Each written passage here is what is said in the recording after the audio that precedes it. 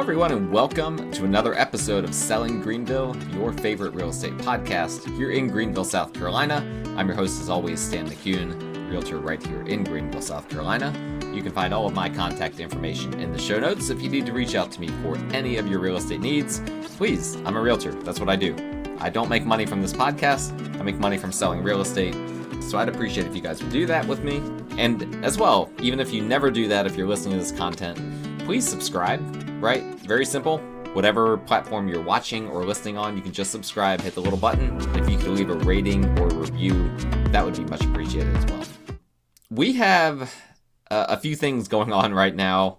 Real estate has been in the national headlines lately, and for good reason.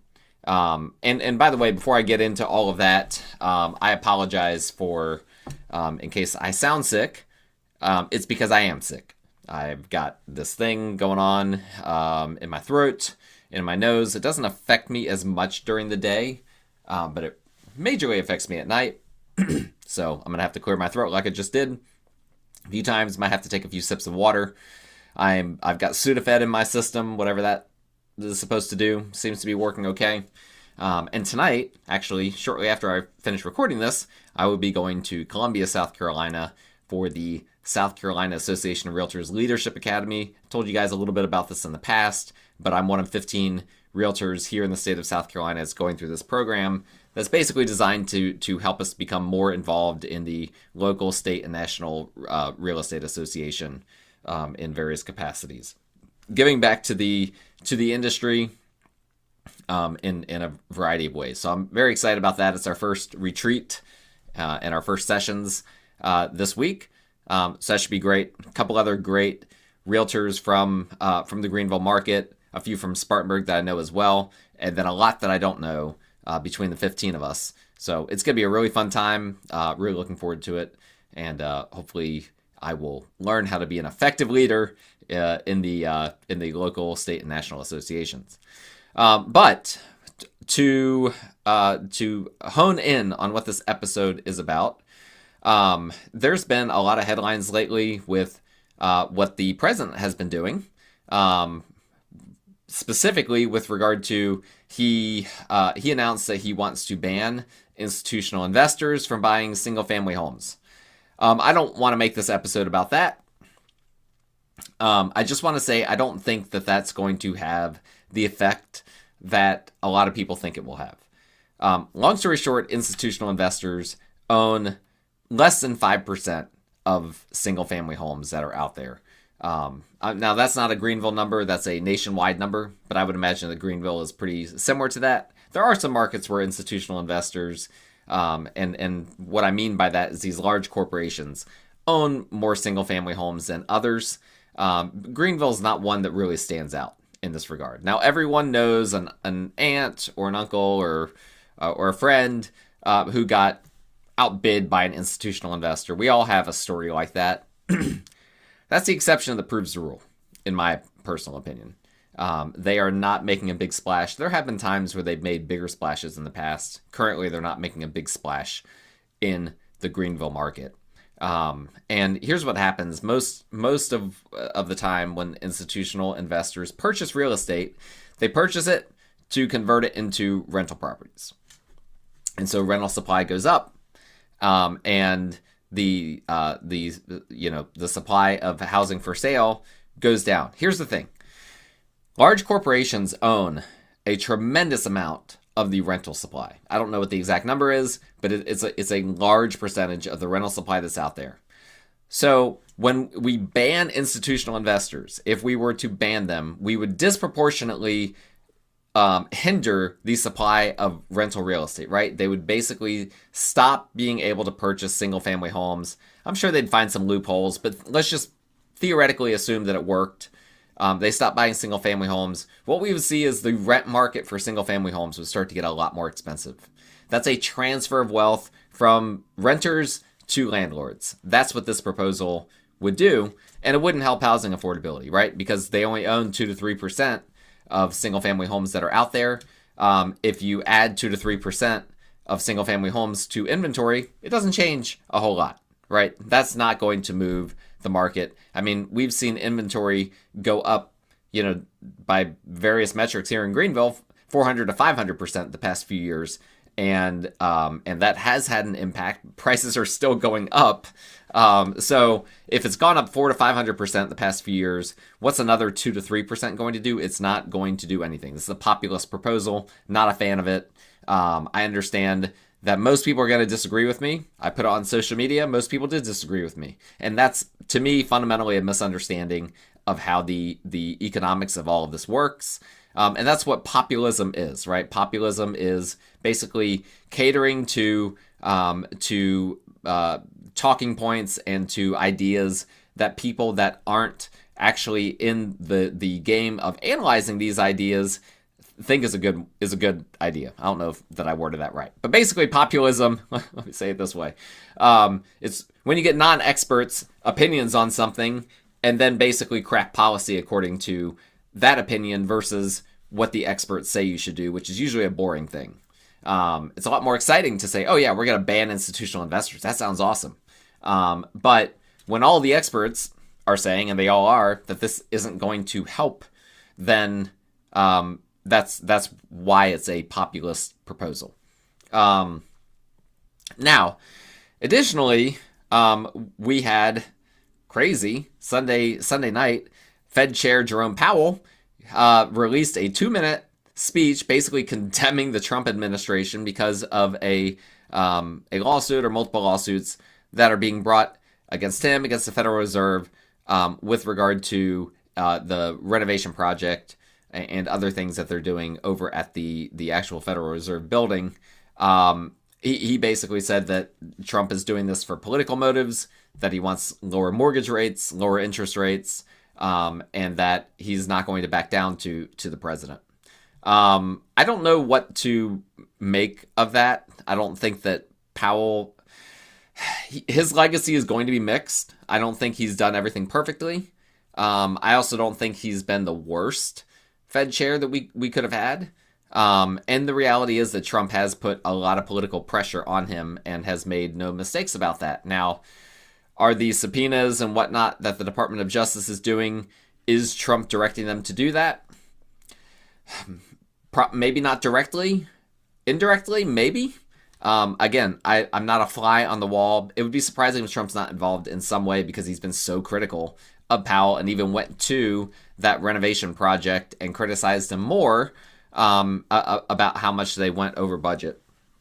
So it does seem like this is connected in some way to the president's campaign against Powell, but really, really unprecedented for the Fed chair to call out the president in such a brash way, and particularly odd for Powell to do this. He does not tend to relish the spotlight, and some people are already speculating that even though his term as chair is over this year, oftentimes at that point people would leave the Fed altogether because they can make more money if they're not operating as a Fed president or governor. But some people are now speculating that he might dig his heels in and he might stay on. He can stay on for another couple of years as one of the voting members of the Federal Reserve, even if he's not the Fed chair, which would hurt the president, right? Donald Trump, he wants the Federal Reserve to be a low rate Federal Reserve. He doesn't think that they are currently there, that the current Fed funds rate is too high. He wants it to be lower. And maybe Powell just decides, you know what, I'm going to stay on because maybe he's petty. Maybe he just wants to stick it back to Trump. I don't get the impression that that's the case, but that would certainly be something that people would assume. But he may also just feel like this is my obligation to the American people, is I don't think that rates should be higher and I need to be in there in order to be a dissenting voice from anyone that disagrees and thinks that rates should be lower. So that's very interesting as well. But out of all of these things, the thing that is the most impactful in the short term is that Trump announced that Fannie and Freddie would be Fannie Mae, Freddie Mac would be purchasing $200 billion worth of mortgage-backed securities. And this was announced, I believe, on Friday. And immediately investors started repositioning assets with regard to bonds and mortgage-backed securities. And we immediately had an instant result on mortgage rates. The result is that mortgage rates actually did very, very briefly go into the fives, at least according to Mortgage News Daily and their aggregate mortgage rate. It went down to 5.99 before it got repriced, and then went a hair above 6. Yesterday, at the end of the day, I'm recording this on January 13th. On January 12th, it ended at 6.01. Today, it's at 6.07%. These are all numbers that are lower than we've seen in several years, almost 3 years. And that's, again, if you're a real estate buyer or seller, that is a good thing, right? That really, we need one of two things to happen when it comes to mortgage rates. And ideally, a combination of both. We either need them to come down to help with affordability issues, or we just need them to stay kind of constant and not be so volatile. There's been so much volatility, right? Just a few years ago, they were in the 2s and 3s. Then they went all the way up to 8. And then they kind of went up and down. And then they've been more or less on their way down for the past couple of years. But we've had some bumps along the way. If we can stay in this environment where they remain in the low 6s for just a period of time, and we don't see crazy volatility, that would really be helpful for the market as a whole, because that would help people to have the confidence of like, okay, this is it. Like, these are the lowest rates we've had in a few years. Maybe I can now afford the home that I'm looking to buy. And so this was actually a pretty savvy move by the president. This is different than quantitative easing. This is a one-time thing. It's almost like a one-time stimulus injection, but not one that's going to cause the market to go just bonkers. But it was something that did have an immediate impact on mortgage rates. And if we could see mortgage rates come down into the 5s and stay in the 5s, that would potentially have a huge impact. And so I actually looked into what would be the impact on the Greenville market. What is the impact on the Greenville market when it comes to mortgage rates? And if you're looking on YouTube, I'm going to actually share with you guys. Some people are going to hate this. And if you do, I'm sorry. Maybe you weren't loved as a child enough. You didn't, your mother didn't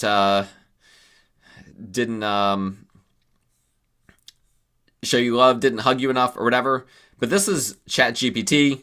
You can enjoy looking at all my different searches and different things. I'm just gonna put it all out there. You guys can draw your own conclusions from my searches, whatever, I don't care. But I use ChatGPT to analyze a bunch of data and to produce a nice chart that isn't perfect, but is going to show us some things that's helpful. So here is if you're looking at this, you've got red is the number of closings in the Greenville market, yellow is the median price, blue is the average 30-year fixed rate mortgage per Mortgage News Daily, and green is month supply of inventory, okay? So if we're looking at blue, 30-year fixed rate mortgage, you see this goes back all the way back to 2012. So this is 2018. They topped out, and again, the numbers on here are not going to, don't pay attention to the numbers. The ChatGPT had to smooth things out and create a baseline. But in 2018, the mortgage rates topped out around 5%. And so we had a very interesting dynamic happening there where it was like, okay, mortgage rates started to go up and then they started to come back down. And then you guys know the story. 2020, they went way, way, way low. And then in 2021, they started, in particular 2022, they started to go back up. Now, here's what I'm looking at here is that we see, basically yellow here, price appreciation, pretty moderate, right? And then around this time, 2020, you start to see a very, very, a much more vertical ascent for the median prices. That's the appreciation that we saw in the market. That's where things went insane for a few years there. And that directly correlates with mortgage rates going down. Mortgage rates went down, way, way down. Prices started to go way up. And for a time, also, supply of inventory went up, but month supply went down. So there was a lot more demand coming into the market than supply. Now, here's where things start to get interesting. In May of 2022 is when we started to see the median prices start to even out. And so we have seen appreciation over the course of these years, but it's been very, very mild in comparison to what we saw in 2020 through 2022, and even prior to that. We've not seen a ton of appreciation. Again, directly related to rates. So what happened specifically in May of 2022? Rates hit 5%. Okay? And so, which is the exact number that we saw in 2018 was the top. And look at what happened in terms of the next several months in 2018. Prices kind of flatlined during that period of time as well. And so here is a new thesis that I'm coming up with looking at all this data, is that for the Greenville market, the 5% mortgage rate is the number that we are looking for. And again, if you're seeing this on ChatGPT, the numbers that are all in here don't apply. Those are just smoothed out numbers for the purposes of that chart. But the 5% mortgage rate seems to be either an affordability issue or a mental hang-up or something specifically in this Greenville market that causes things to really slow down. Okay? And so that is, and it's very convenient round number that we can look for to say, okay, if we can get back into the fours, we're probably going to see the market start to take off and start to flip back to a seller's market. Now, here's the thing that we don't really know, and that is how will our market here in Greenville change coming from high rates down to, let's say that we came down to 5.5%, but we didn't come down all the way to 5%. Would we still see the market take off because we're coming again from a position of higher rates down to lower rates versus back in 2018, we were coming from lower rates up to higher rates when we hit that 5% number? That I don't know, because we could see the market do some weird things if, again, we start to get into the fives, and let's say that we end up hovering around 5.8, 5.7. You guys already know, if you've listened to my bold predictions episode, I said I don't think we're going to see below 5.65 this year. So what if we end up kind of stalling out around 5.7, 5.8, something like that? Would it still result in the market kind of taking off because we just have that 5 handle in front of those 30-year fixed rate mortgages? I don't know. There's more questions than answers when it comes to all of this. All that I know is that we have at least 2 data points here and plenty of other data that points to it that says that the 5% mark is a mark that hurts our local market here, that we need to see rates in the 4% range. And again, these things, I always have to say, these things cut both ways, right? Some people are benefiting from the market being the way it is right now, from the market being a little bit more buyer friendly. However, it's more buyer friendly at the expense of mortgage rates being higher. So is that really buyer friendly? Really, the ideal scenario would be that we wouldn't have things just take off like they did in 2020, that we could have more of that stable. 2018 was comfortable. 2018, if we had a market like what it was in 2018, the sellers were pretty happy, buyers were pretty happy. Like, nobody was really complaining. Everyone's complaining right now. Everyone's feeling the squeeze. It's tough. It's a difficult time to buy. It's a difficult time to sell. This is not the most pleasant market to be a realtor in, quite frankly. And so I don't know what exactly that there's never going to be a perfect number, but what would be that number whereby we would not feel like the market is swinging this way or swinging that way or going through all this drama? I don't know what that number is. But right now, as a direct result of the announcement regarding Fannie and Freddie buying $2 billion of $200 billion rather of mortgage-backed securities, we saw rates come down from about the 6.2 range down into the low sixes. That's a meaningful drop, right? That's, basically a fifth of a percentage point. I saw a lot of people put that in context. It's a big deal. Okay, that is a big deal for the market, and we'll have to see how it affects, going into the spring season. Because here's what happens. Usually the end of this month, the end of January is when we really, really start to see things start to pick up. My phone starts ringing. Past clients come out of the woodwork. New clients come out of the woodwork. In fact, I'm already starting to see it. It's great. It's exciting. It might even get more exciting if we see that 5-handle return for 30-year fixed rate mortgages. Long story short, the president is going to be looking at housing this year. This is very clearly a midterm year kind of thing, right? I call it populism. It is populism. The president wants to do things that people will hear in the news and that they'll say, that affects me in a positive way. He's going to start doing some of these things. And again, we've got a new Fed chair coming sooner than later. I think it's this spring that Powell's term runs out, that Trump will replace him.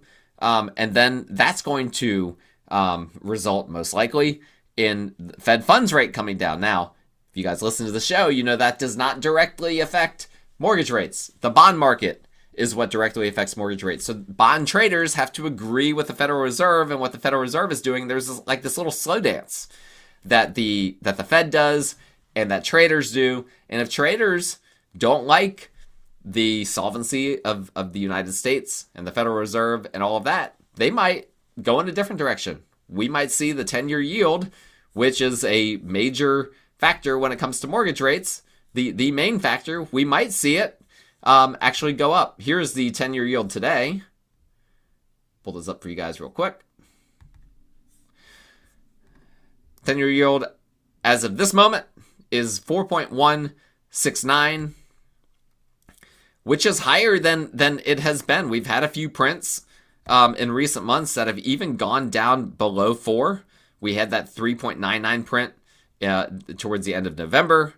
We had a 3.95 print towards the end of October, and then they've come back up into the low 4s. I think that we're going to need to see some meaningful deterioration in the labor market to see these come down into the 3s and stay down into the 3s. And we do have some data coming out this month with regard to this week with regard to the labor market and whatnot. But right now, there's no indications that the labor market is getting super soft. There's no indications that a recession is imminent. And so we may end up seeing the 10-year yield kind of hovering in this low 4 range for the foreseeable future. And if that happens, the only thing that can cause mortgage rates to come down is if the mortgage spread, as we call it, between the 10-year yield, the 30-year fixed rate mortgage, if that tightens up, and it has been tightening up substantially. And this announcement that Trump made about Fannie and Freddie caused that to happen even more. Now it's getting to be pretty close to historical norms right now. So I don't want to say it's going to come down much further, because if it does come down much further, it'll be against recent history. But it could come down a little bit if bond traders feel better about the economy. So it's very interesting, right? Because if the economic numbers come in really good, we might see the 10-year yield actually go up, but we could see the spread between the 10-year yield and 30-year fixed rate mortgage go down. And if that happens, we could still see mortgage rates kind of coming down a bit, but there's still a lot of uncertainty and a lot of hurdles for that to happen. And so I still feel very good about my bold prediction that we won't see rates go below 5.65. By the way, part of that bold prediction is I said they would go into the fives at some point this year. And so I've already nailed half of that prediction, right?